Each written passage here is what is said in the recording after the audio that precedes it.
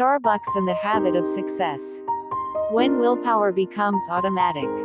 The first time Travis Leach saw his father overdose, he was 9 years old. His family had just moved into a small apartment at the end of an alleyway, the latest in a seemingly endless series of relocations that had most recently caused them to abandon their previous home in the middle of the night, throwing everything they owned into black garbage bags after receiving an eviction notice. Too many people coming and going too late at night, the landlord said. Too much noise. Sometimes, at his old house, Travis would come home from school and find the rooms neatly cleaned, leftovers meticulously wrapped in the fridge and packets of hot sauce and ketchup in Tupperware containers. He knew this meant his parents had temporarily abandoned heroin for crank and spent the day in a cleaning frenzy. Those usually ended badly. Travis felt safer when the house was messy and his parents were on the couch, their eyes half-lidded, watching cartoons. There is no chaos at the end of a heroin fog. Travis's father was a gentle man who loved to cook and, except for a stint in the Navy, spent his entire life within a few miles of his parents in Lodi, California. Travis's mother, by the time everyone moved into the alleyway apartment, was in prison for heroin possession and prostitution. His parents were, essentially, functional addicts and the family maintained a veneer of normalcy. They went camping every summer and on most Friday nights attended his sister and brother's softball games. When Travis was 4 years old, he went to Disneyland with his dad and was photographed for the first time in his life, by a Disney employee. The family camera had been sold to a pawn shop years before. On the morning of the overdose, Travis and his brother were playing in the living room on top of blankets they laid out on the floor each night for sleeping. Travis's father was getting ready to make pancakes when he stepped into the bathroom. He was carrying the tube sock that contained his needle, spoon, lighter, and cotton swabs. A few moments later, he came out, opened the refrigerator to get the eggs, and crashed to the floor. When the kids ran around the corner, their father was convulsing, his face turning blue. Travis's siblings had seen an overdose before and knew the drill. His brother rolled him onto his side. His sister opened his mouth to make sure he wouldn't choke on his tongue, and told Travis to run next door, ask to use the neighbor's phone, and dial 911. My name is Travis. My dad is passed out, and we don't know what happened. He's not breathing, Travis lied to the police operator. Even at 9 years old, he knew why his father was unconscious. He didn't want to say it in front of the neighbor. 3 years earlier, one of his dad's friends had died in their basement after shooting up. When the paramedics had taken the body away, neighbors gawked at Travis and his sister while they held the door open for the gurney. One of the neighbors had a cousin whose son was in his class, and soon everyone in school had known. After hanging up the phone, Travis walked to the end of the alleyway and waited for the ambulance. His father was treated at the hospital that morning, charged at the police station in the afternoon, and home again by dinner time. He made spaghetti. Travis turned 10 a few weeks later. When Travis was 16, he dropped out of high school. I was tired of being called a faggot, he said, tired of people following me home and throwing things at me. Everything seemed really overwhelming. It was easier to quit and go somewhere else. He moved 2 hours south, to Fresno, and got a job at a car wash. He was fired for insubordination. He got jobs at McDonald's and Hollywood Video, but when customers were rude, I wanted ranch dressing, you moron, he would lose control. Get out of my drive-thru, he shouted at one woman, throwing the chicken nuggets at her car before his manager pulled him inside. Sometimes he'd get so upset that he would start crying in the middle of a shift. He was often late, or he'd take a day off for no reason. In the morning, he would yell at his reflection in the mirror, order himself to be better, to suck it up. But he couldn't get along with people, and he wasn't strong enough to weather the steady drip of criticisms and indignities. When the line at his register would get too long and the manager would shout at him, Travis's hands would start shaking and he'd feel like he couldn't catch his breath. He wondered if this is what his parents felt like, so defenseless against life, when they started using drugs. One day, a regular customer at Hollywood Video who'd gotten to know Travis a little bit suggested he think about working at Starbucks. "We're opening a new store on Fort Washington, and I'm going to be an assistant manager," the man said. "You should apply." A month later, Travis was a barista on the morning shift. That was 6 years ago. Today, at 25, Travis is the manager of 2 Starbucks where he oversees 40 employees and is responsible for revenues exceeding $2 million per year. His salary is $44,000 and he has a 401k and no debt. He's never late to work. He does not get upset on the job. When one of his employees started crying after a customer screamed at her, Travis took her aside. "Your apron is a shield," he told her. "Nothing anyone says will ever hurt you. You will always be as strong as you want to be." He picked up that lecture in one of his Starbucks training courses, an education program that began on his first day and continues throughout an employee's career.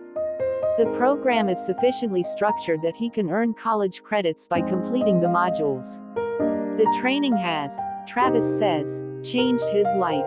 Starbucks has taught him how to live, how to focus, how to get to work on time, and how to master his emotions. Most crucially, it has taught him willpower. "Starbucks is the most important thing that has ever happened to me," he told me. "I owe everything to this company." For Travis and thousands of others, Starbucks, like a handful of other companies, has succeeded in teaching the kind of life skills that schools, families, and communities have failed to provide. With more than 137,000 current employees and more than 1 million alumni, Starbucks is now, in a sense, one of the nation's largest educators. All of those employees, in their first year alone, spent at least 50 hours in Starbucks classrooms, and dozens more at home with Starbucks workbooks and talking to the Starbucks mentors assigned to them. At the core of that education is an intense focus on an all-important habit: willpower. Dozens of studies show that willpower is the single most important keystone habit for individual success. 5.1 In a 2005 study, for instance, researchers from the University of Pennsylvania analyzed 164 eighth-grade students, measuring their IQs and other factors, including how much willpower the students demonstrated, as measured by tests of their self-discipline. Students who exerted high levels of willpower were more likely to earn higher grades in their classes and gain admission into more selective schools. They had fewer absences and spent less time watching television and more hours on homework. Highly self-disciplined adolescents outperformed their more impulsive peers on every academic performance variable, the researchers wrote. Self-discipline predicted academic performance more robustly than did IQ. Self-discipline also predicted which students would improve their grades over the course of the school year, whereas IQ did not. Self-discipline has a bigger effect on academic performance than does intellectual talent. 5.2. And the best way to strengthen willpower and give students a leg up, studies indicate, is to make it into a habit. Sometimes it looks like people with great self-control aren't working hard, but that's because they've made it automatic, Angela Duckworth, one of the University of Pennsylvania researchers told me. Their willpower occurs without them having to think about it. For Starbucks, willpower is more than an academic curiosity. When the company began plotting its massive growth strategy in the late 1990s, executives recognized that success required cultivating an environment that justified paying $4 for a fancy cup of coffee. The company needed to train its employees to deliver a bit of joy alongside lattes and scones. So early on, Starbucks started researching how they could teach employees to regulate their emotions and marshal their self-discipline to deliver a burst of pep with every serving. Unless baristas are trained to put aside their personal problems, the emotions of some employees will inevitably spill into how they treat customers.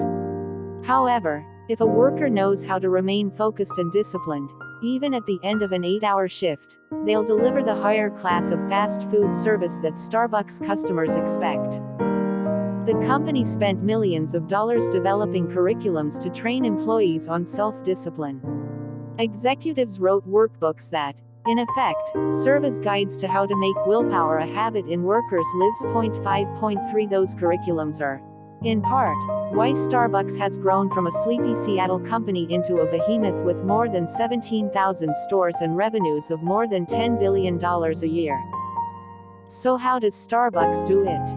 How did they take people like Travis, the son of drug addicts and a high school dropout who couldn't muster enough self-control to hold down a job at McDonald's, and teach him to oversee dozens of employees and tens of thousands of dollars in revenue each month? What, precisely, did Travis learn? 2. Everyone who walked into the room where the experiment was being conducted at Case Western Reserve University agreed on one thing: the cookies smelled delicious. They had just come out of the oven and were piled in a bowl, oozing with chocolate chips. On the table next to the cookies was a bowl of radishes. All day long, hungry students walked in, sat in front of the two foods, and submitted, unknowingly, to a test of their willpower that would upend our understanding of how self-discipline works. At the time, there was relatively little academic scrutiny into willpower. Psychologists considered such subjects to be aspects of something they called self-regulation, but it wasn't a field that inspired great curiosity. There was one famous experiment, conducted in the 1960s, in which scientists at Stanford had tested the willpower of a group of 4-year-olds. The kids were brought into a room and presented with a selection of treats, including marshmallows. They were offered a deal. They could eat one marshmallow right away, or, if they waited a few minutes, they could have 2 marshmallows. Then the researcher left the room. Some kids gave in to temptation and ate the marshmallow as soon as the adult left. About 30% managed to ignore their urges, and doubled their treats when the researcher came back 15 minutes later. Scientists, who were watching everything from behind a two-way mirror, kept careful track of which kids had enough self-control to earn the second marshmallow. Years later, they tracked down many of the study's participants. By now, they were in high school. The researchers asked about their grades and SAT scores, ability to maintain friendships, and their capacity to cope with important problems. They discovered that the 4-year-olds who could delay gratification the longest ended up with the best grades and with SAT scores 210 points higher, on average, than everyone else. They were more popular and did fewer drugs. If you knew how to avoid the temptation of a marshmallow as a preschooler, it seemed, you also knew how to get yourself to class on time and finish your homework once you got older, as well as how to make friends and resist peer pressure. It was as if the marshmallow-ignoring kids had self-regulatory skills that gave them an advantage throughout their lives. 5.4 Scientists began conducting related experiments, trying to figure out how to help kids increase their self-regulatory skills. They learned that teaching them simple tricks, such as distracting themselves by drawing a picture, or imagining a frame around the marshmallow, so it seemed more like a photo and less like a real temptation, helped them learn self-control. By the 1980s, a theory emerged that became generally accepted. Willpower is a learnable skill, something that can be taught the same way kids learn to do math and say, "Thank you." But funding for these inquiries was scarce. The topic of willpower wasn't in vogue. Many of the Stanford scientists moved on to other areas of research. When kids learn habits for delaying their cravings, those habits spill over to other parts of life. However, when a group of psychology PhD candidates at Case Western, including one named Mark Moravin, discovered those studies in the mid-90s, they started asking questions the previous research didn't seem to answer. To Moravin, this model of willpower as skill wasn't a satisfying explanation. A skill, after all, is something that remains constant from day to day. If you have the skill to make an omelet on Wednesday, you'll still know how to make it on Friday. In Moravin's experience, though, it felt like he forgot how to exert willpower all the time. Some evenings he would come home from work and have no problem going for a jog. Other days, He couldn't do anything besides lie on the couch and watch television. It was as if his brain, or, at least, that part of his brain responsible for making him exercise, had forgotten how to summon the willpower to push him out the door. Some days, he ate healthily. Other days, when he was tired, he raided the vending machines and stuffed himself with candy and chips. If willpower is a skill, Muravin wondered, then why doesn't it remain constant from day to day?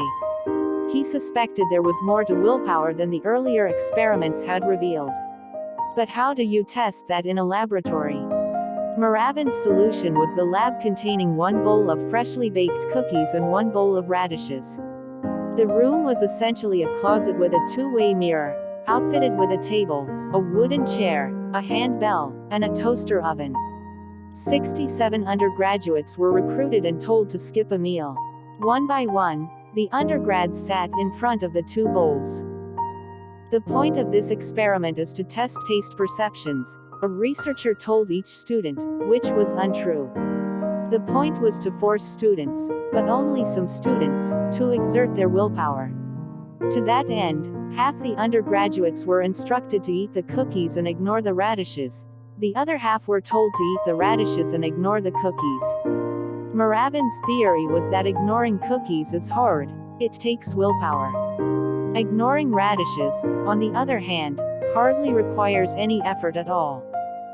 Remember, the researcher said, eat only the food that has been assigned to you. Then she left the room.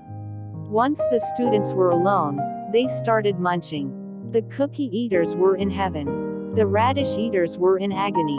They were miserable, forcing themselves to ignore the warm cookies. Through the two-way mirror, the researchers watched one of the radish eaters pick up a cookie, smell it longingly, and then put it back in the bowl. Another grabbed a few cookies, put them down, and then licked melted chocolate off his fingers. After 5 minutes, the researcher re-entered the room. By Muravin's estimation, the radish eater's willpower had been thoroughly taxed by eating the bitter vegetable and ignoring the treats. The cookie eaters had hardly used any of their self-discipline. We need to wait about 15 minutes for the sensory memory of the food you ate to fade, the researcher told each participant. To pass the time, she asked them to complete a puzzle. It looked fairly simple. Trace a geometric pattern without lifting your pencil from the page or going over the same line twice. If you want to quit, the researcher said, ring the bell. She implied the puzzle wouldn't take long. In truth, the puzzle was impossible to solve. This puzzle wasn't a way to pass time, it was the most important part of the experiment. It took enormous willpower to keep working on the puzzle, particularly when each attempt failed. The scientists wondered, would the students who had already expended their willpower by ignoring the cookies give up on the puzzle faster? In other words, was willpower a finite resource? From behind their two-way mirror, the researchers watched. The cookie eaters, with their unused reservoirs of self-discipline, started working on the puzzle. In general, they looked relaxed.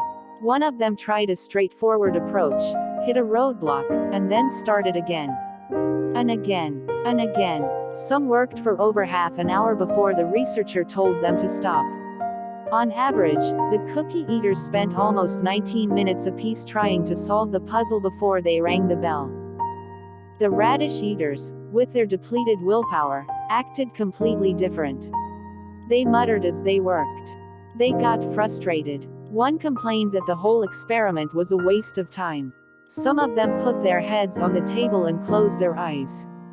One snapped at the researcher when she came back in. On average, the radish eaters worked for only about 8 minutes, 60% less time than the cookie eaters, before quitting.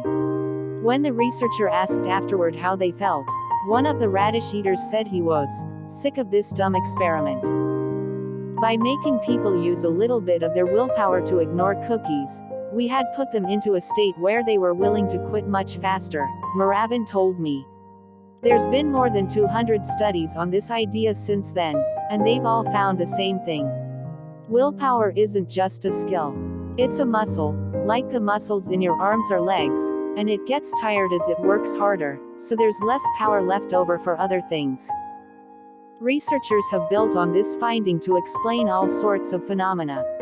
Some have suggested it helps clarify why otherwise successful people succumb to extramarital affairs, which are most likely to start late at night after a long day of using willpower at work, or why good physicians make dumb mistakes, which most often occur after a doctor has finished a long, complicated task that requires intense focus. 5.5. If you want to do something that requires willpower, like going for a run after work, you have to conserve your willpower muscle during the day, Moravin told me.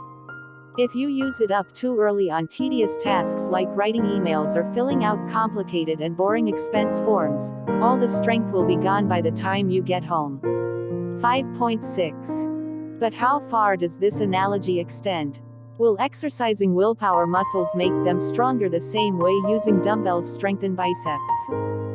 In 2006, two Australian researchers, Megan Oden and Ken Chang, tried to answer that question by creating a willpower workout. They enrolled 24 people between the ages of 18 and 50 in a physical exercise program and, over 2 months, put them through an increasing number of weightlifting, resistance training, and aerobic routines. 5.7 Week after week, people forced themselves to exercise more frequently, using more and more willpower each time they hit the gym. After 2 months, the researchers scrutinized the rest of the participants' lives to see if increased willpower at the gym resulted in greater willpower at home. Before the experiment began, most of the subjects were self-professed couch potatoes.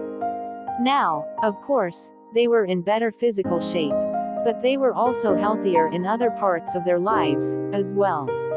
The more time they spent at the gym, the fewer cigarettes they smoked and the less alcohol, caffeine, and junk food they consumed. They were spending more hours on homework and fewer watching TV. They were less depressed. Maybe, Oden and Cheng wondered, those results had nothing to do with willpower. What if exercise just makes people happier and less hungry for fast food?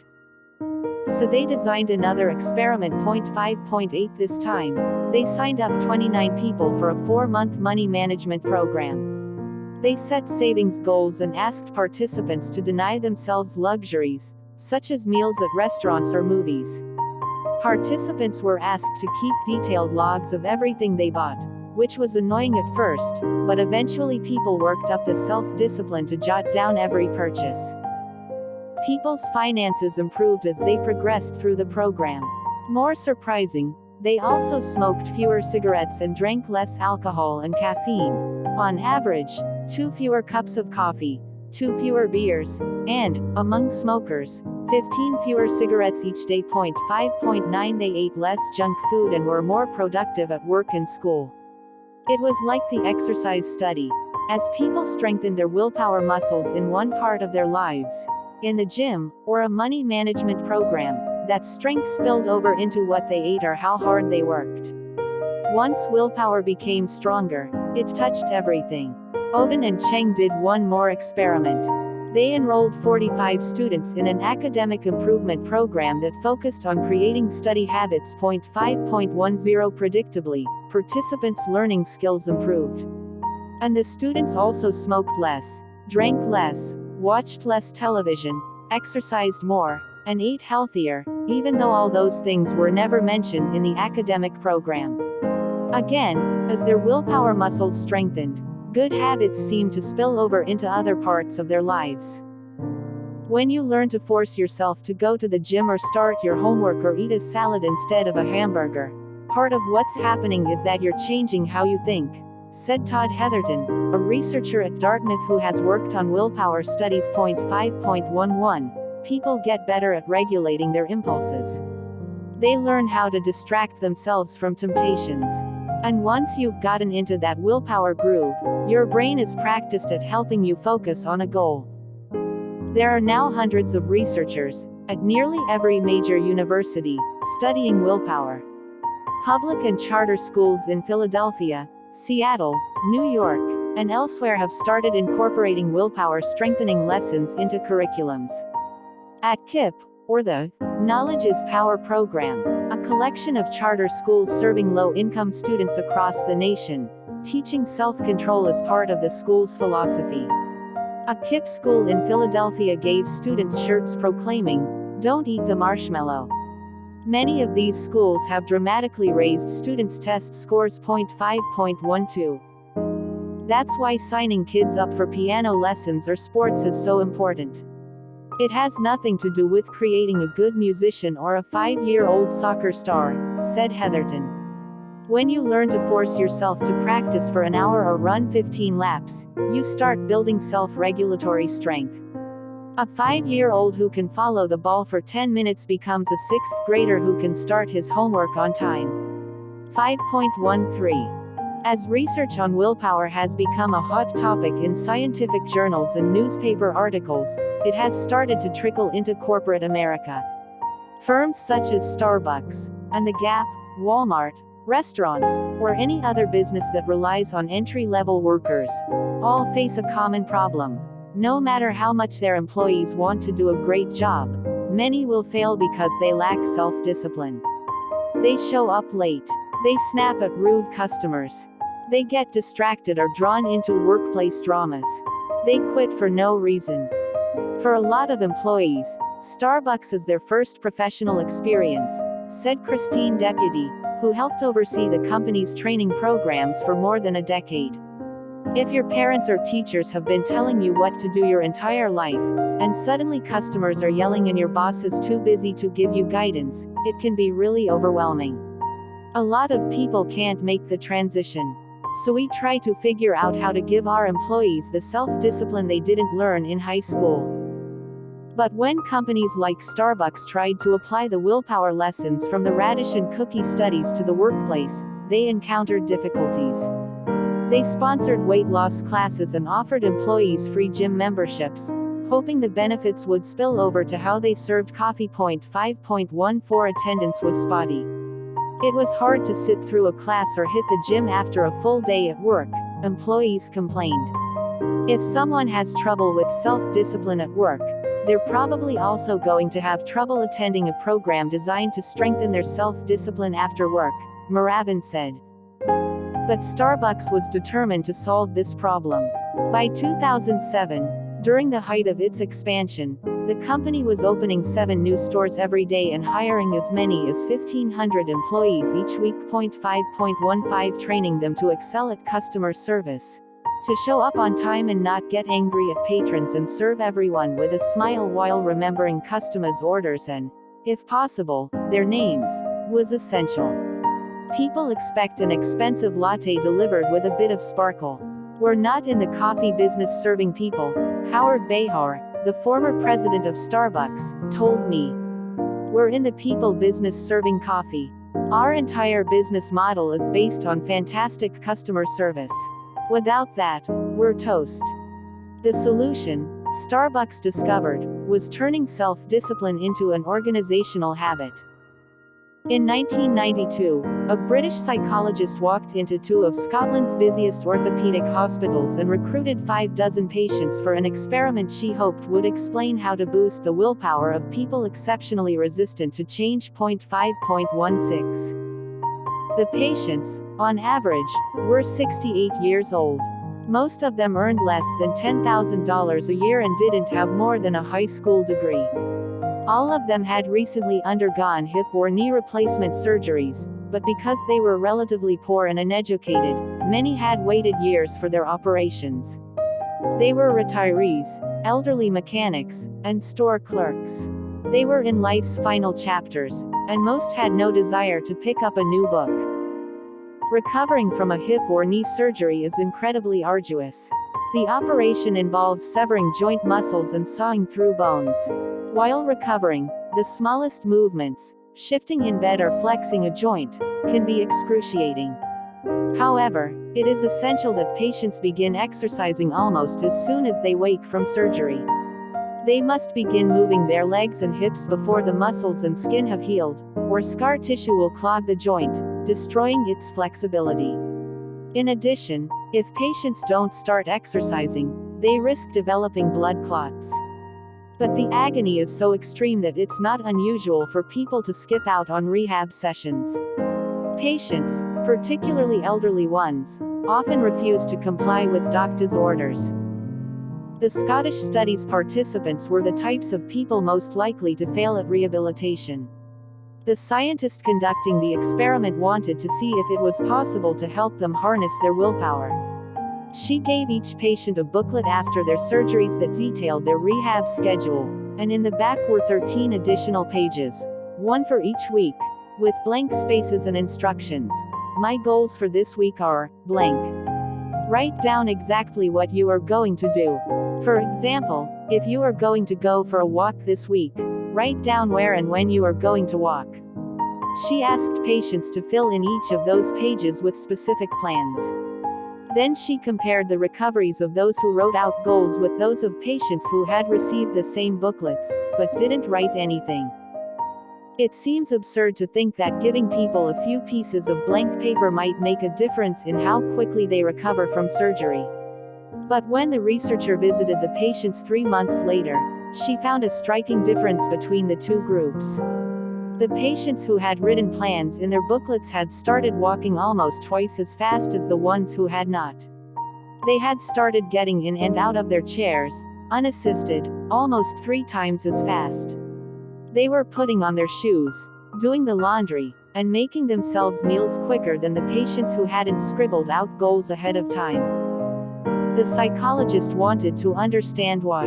She examined the booklets, and discovered that most of the blank pages had been filled in with specific, detailed plans about the most mundane aspects of recovery.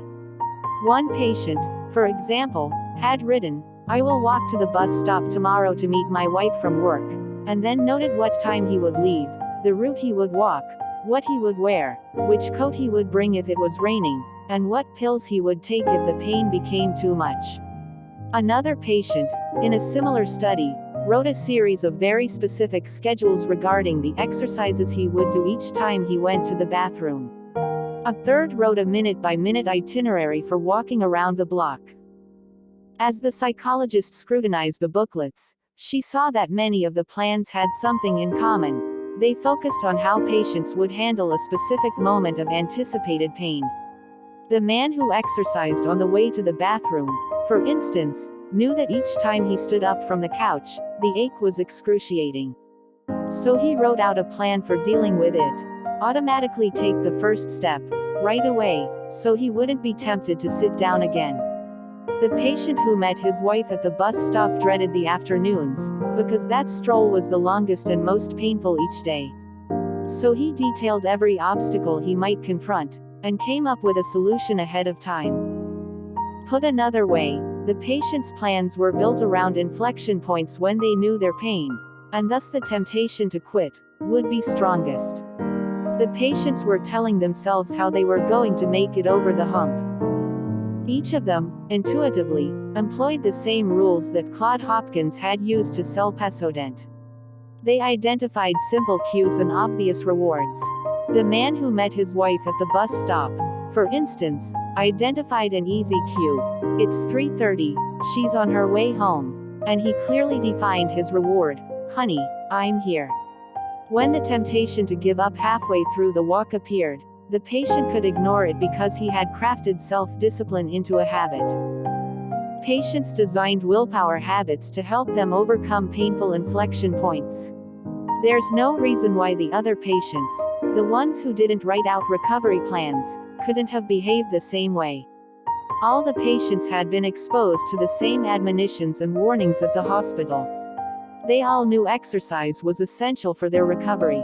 They all spent weeks in rehab.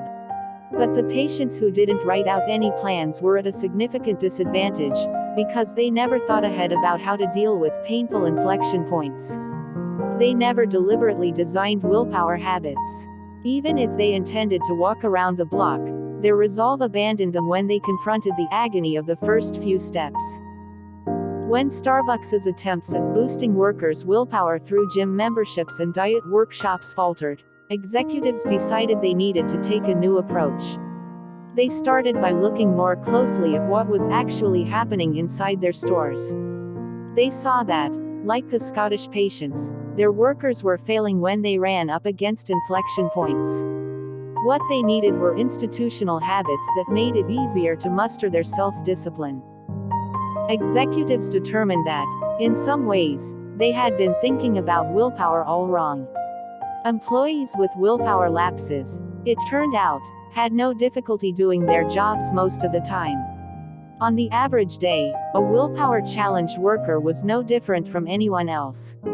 But sometimes, particularly when faced with unexpected stresses or uncertainties, those employees would snap and their self-control would evaporate. A customer might begin yelling. For instance, and a normally calm employee would lose her composure. An impatient crowd might overwhelm a barista, and suddenly he was on the edge of tears. 5.17.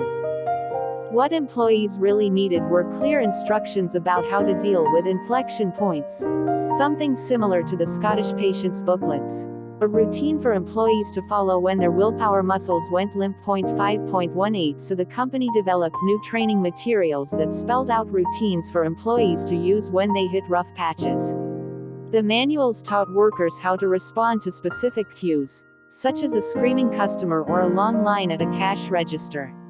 Managers drilled employees, role-playing with them until the responses became automatic. The company identified specific rewards, a grateful customer, praise from a manager, that employees could look to as evidence of a job well done. Starbucks taught their employees how to handle moments of adversity by giving them willpower habit loops. When Travis started at Starbucks, for instance, his manager introduced him to the habits right away. One of the hardest things about this job is dealing with an angry customer, Travis's manager told him. When someone comes up and starts yelling at you because they got the wrong drink, what's your first reaction? I don't know, Travis said. I guess I feel kind of scared. Or angry. That's natural, his manager said. But our job is to provide the best customer service, even when the pressure's on. The manager flipped open the Starbucks manual, and showed Travis a page that was largely blank. At the top, it read, "When a customer is unhappy, my plan is to." This workbook is for you to imagine unpleasant situations, and write out a plan for responding, the manager said. One of the systems we use is called the latte method. We listen to the customer, acknowledge their complaint, take action by solving the problem, thank them, and then explain why the problem occurred. 5.19. The latte habit loop. Why don't you take a few minutes and write out a plan for dealing with an angry customer? Use the latte method. Then we can role play a little bit. Starbucks has dozens of routines that employees are taught to use during stressful inflection points. There's the what-why system of giving criticism and the connect, discover, and respond system for taking orders when things become hectic. There are learned habits to help baristas tell the difference between patrons who just want their coffee, a hurried customer speaks with a sense of urgency and may seem impatient or look at their watch, and those who need a bit more coddling. A regular customer knows other baristas by name and normally orders the same beverage each day. Throughout the training manuals are dozens of blank pages where employees can write out plans that anticipate how they will surmount inflection points. Then they practice those plans, again and again, until they become automatic. 5.20. This is how willpower becomes a habit, by choosing a certain behavior ahead of time, and then following that routine when an inflection point arrives. When the Scottish Patience filled out their booklets, or Travis studied the latte method, they decided ahead of time how to react to a cue, a painful muscle or an angry customer. When the cue arrived, the routine occurred. Starbucks isn't the only company to use such training methods. For instance, at Deloitte Consulting, the largest tax and financial services company in the world, employees are trained in a curriculum named Moments That Matter, which focuses on dealing with inflection points such as when a client complains about fees, when a colleague is fired, or when a Deloitte consultant has made a mistake. For each of those moments, there are pre-programmed routines. Get curious, say what no one else will, apply the 5/5/5 rule, that guide employees in how they should respond. At the Container Store, employees receive more than 185 hours of training in their first year alone. They are taught to recognize inflection points such as an angry coworker or an overwhelmed customer, and habits, such as routines for calming shoppers or diffusing a confrontation. When a customer comes in who seems overwhelmed, for example, an employee immediately asks them to visualize the space in their home they are hoping to organize, and describe how they'll feel when everything is in its place. We've had customers come up to us and say, "This is better than a visit to my shrink," the company's CEO told a reporter. 5.21. Howard Schultz, the man who built Starbucks into a colossus, isn't so different from Travis in some ways. 5.22. He grew up in a public housing project in Brooklyn, sharing a 2-bedroom apartment with his parents and 2 siblings. When he was 7 years old, Schultz's father broke his ankle and lost his job driving a diaper truck.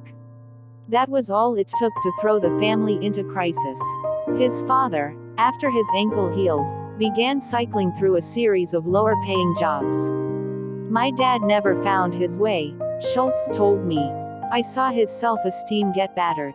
I felt like there was so much more he could have accomplished." Schultz's school was a wild, overcrowded place with asphalt playgrounds and kids playing football, basketball, softball, punch ball, slap ball, and any other game they could devise.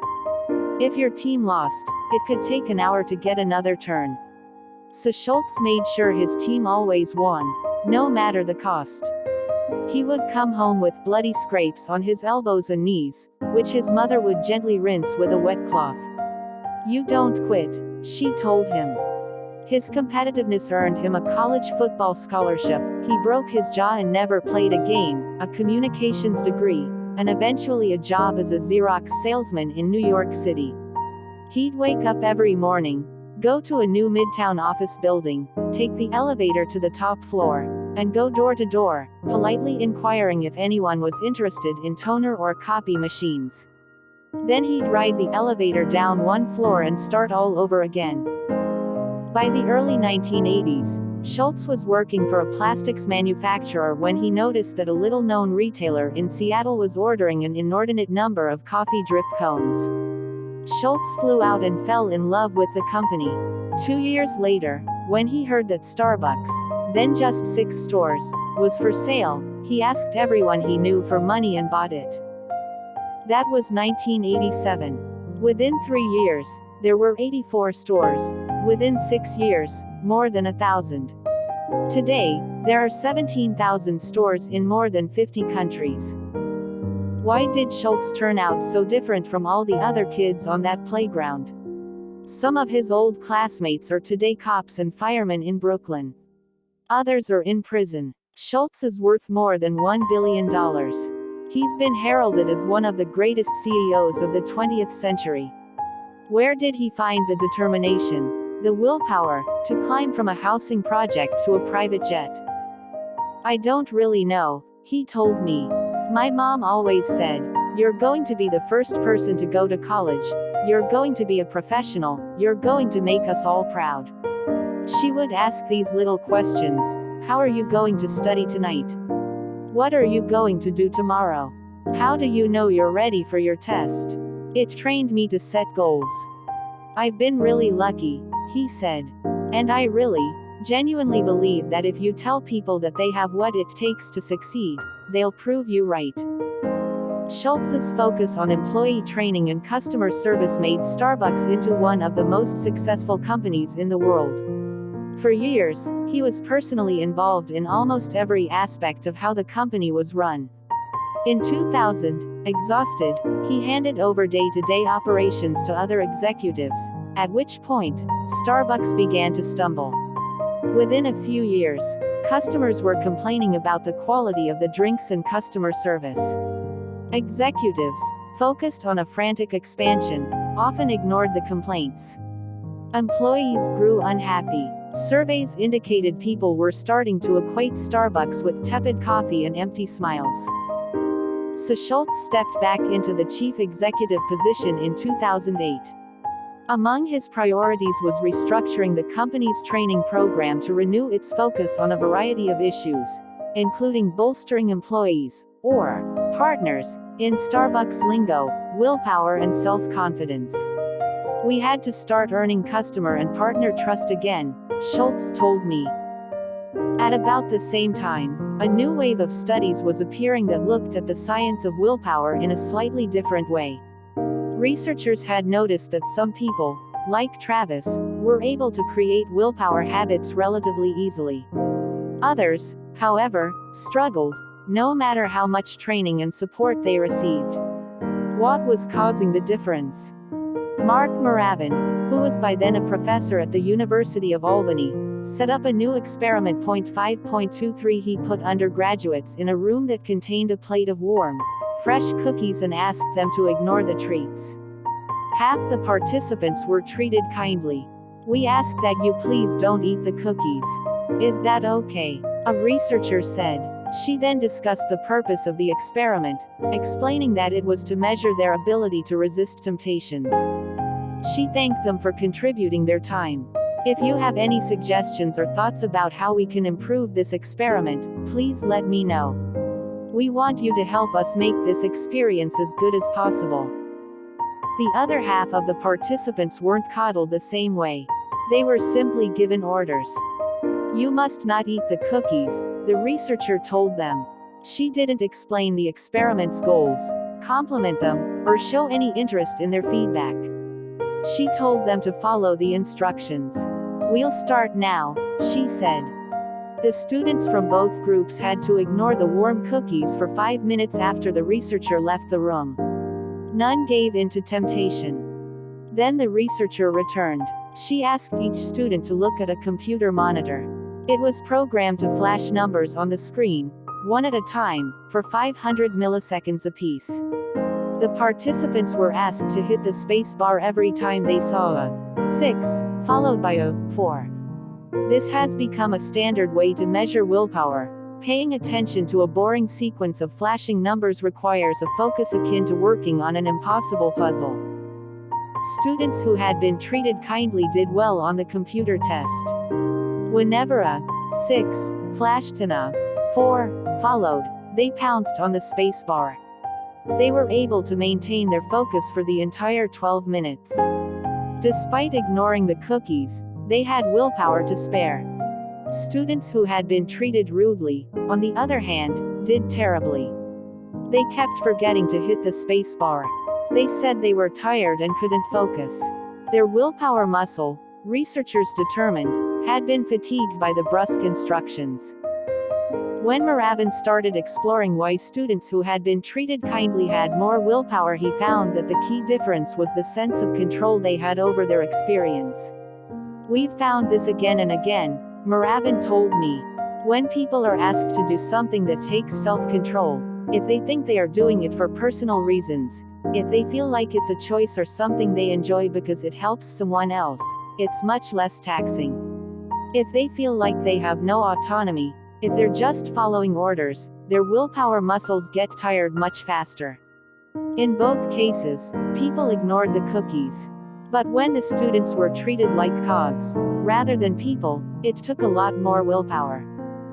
For companies and organizations, this insight has enormous implications.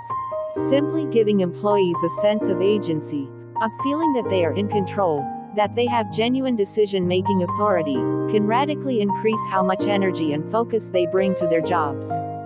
One 2010 study at a manufacturing plant in Ohio, for instance, scrutinized assembly line workers who were empowered to make small decisions about their schedules and work environment. 5.24 They designed their own uniforms and had authority over shifts.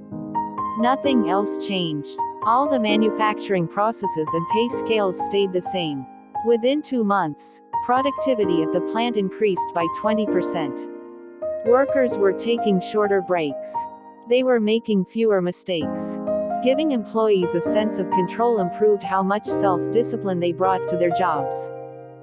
The same lessons hold true at Starbucks. Today, the company is focused on giving employees a greater sense of authority.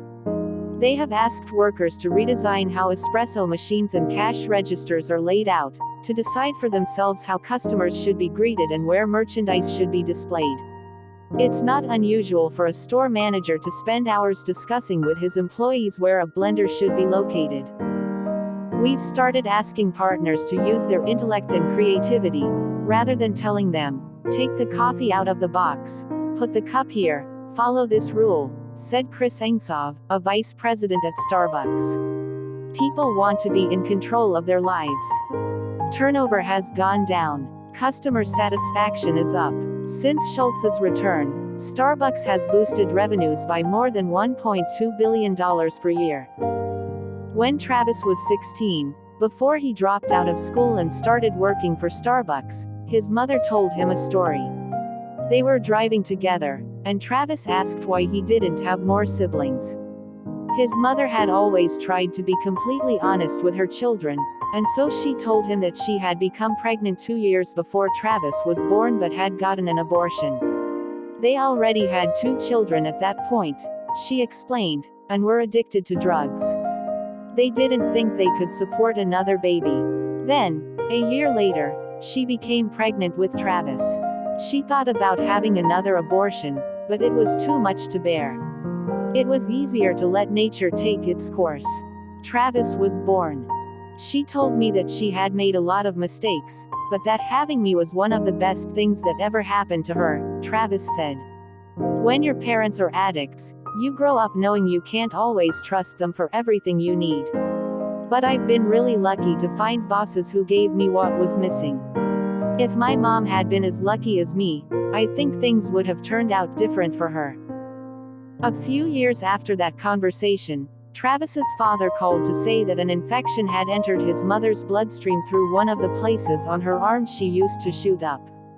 Travis immediately drove to the hospital in Lodi, but she was unconscious by the time he arrived. She died a half-hour later, when they removed her life support.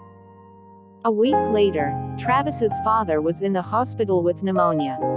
His lung had collapsed. Travis drove to Lodi again, but it was 8:02 p.m. when he got to the emergency room. A nurse brusquely told him he'd have to come back tomorrow. Visiting hours were over. Travis has thought a lot about that moment since then. He hadn't started working at Starbucks yet. He hadn't learned how to control his emotions. He didn't have the habits that, since then, he's spent years practicing. When he thinks about his life now, how far he is from a world where overdoses occur and stolen cars show up in driveways and a nurse seems like an insurmountable obstacle, he wonders how it's possible to travel such a long distance in such a short time. If he had died a year later, everything would have been different, Travis told me. By then, he would have known how to calmly plead with the nurse. He would have known to acknowledge her authority, and then ask politely for one small exception. He could have gotten inside the hospital. Instead, he gave up and walked away. I said, all I want to do is talk to him once. And she was like, he's not even awake. It's after visiting hours, come back tomorrow. I didn't know what to say. I felt so small. Travis's father died that night. On the anniversary of his death, every year, Travis wakes up early, takes an extra long shower, plans out his day in careful detail, and then drives to work. He always arrives on time.